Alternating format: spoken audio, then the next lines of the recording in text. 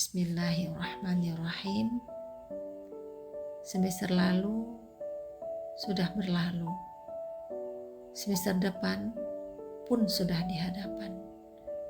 Dalam masa menunggu, daripada menulang rindu, baik kita saling menyapa dalam rangka watawasau bil haq watawasau bis sabr. Kali ini tentang fenomena dalam kehidupan kita. Betapa banyak di antara kita memandang hidup ini seakan-akan seperti sebuah perbandingan dan perlombaan, saling berhebat-hebat dalam urusan dunia. Padahal tidak seperti itu. Apalagi yang sering kita sandingkan, yang sering kita bandingkan, biasanya hanya dalam hal keduniaan, dalam hal harta, profesi, karir, anak, jabatan, dan sejenisnya. Sebetulnya punya jiwa kompetitif itu kan bagus dan positif, karena dengan jiwa tersebut kita punya semangat, punya keberanian untuk berkompetisi, sehingga hidup kita terus mengalami kemajuan dan terhindar dari stagnasi. Lalu kita juga memandang hidup ini sebagai sebuah perlombaan. Ini tidaklah sepenuhnya tepat, Bunda, karena hal ini malah kita akan kehilangan kemampuan untuk bisa menikmati hidup. Lalu, apalah yang menjadi alasan bahwa hidup itu bukan sebuah perbandingan dan perlombaan?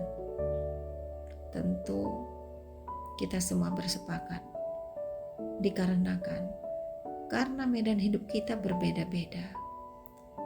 Jalan hidup kita pun juga berbeda-beda. Meski garis besar tujuan hidup kita sama, yaitu untuk ibadah kepada Allah Subhanahu wa Ta'ala. Semua kita ingin hidup bahagia, bukan? Dan jalan untuk hidup bahagia itu adalah dengan ibadah. Dan ibadah itu pun beragam. Itulah kenapa pintu surga itu banyak. Dan jika kita ingin berlomba, maka semestinya berlombalah dengan diri sendiri. Berlombalah dengan amal soleh, di mana kita mendapati dari hari ke hari kualitas pribadi bisa lebih baik dari hari kemarin. Berlombalah dengan diri sendiri dan dalam amal soleh. Berbeda dengan ketika kita memandang hidup ini perlombaan dalam urusan dunia dengan perlombaan dengan amal soleh. Ini bukan tentang menang atau kalah.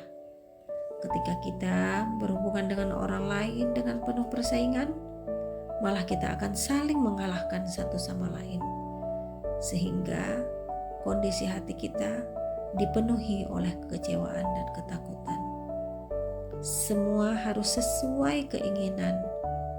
Kondisi jiwa kita selalu merasa kurang, tidak pernah merasa cukup. Tetapi ketika pola hubungan kita dengan orang lain adalah untuk saling bekerja dalam harmoni, saling menyayangi, saling sinergi, maka kondisi hati dipenuhi oleh itminan.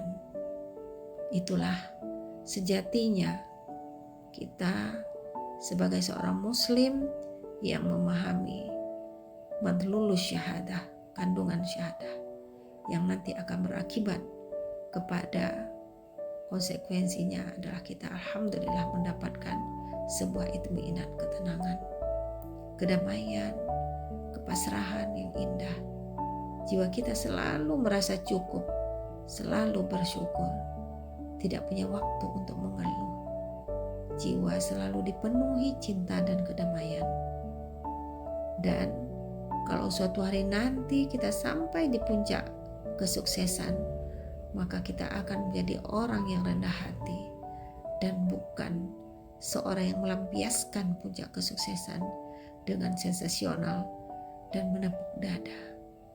Karena sejatinya semua yang ada adalah bergiliran episode dalam peristiwa kehidupan. Wallahu a'lam bishawab.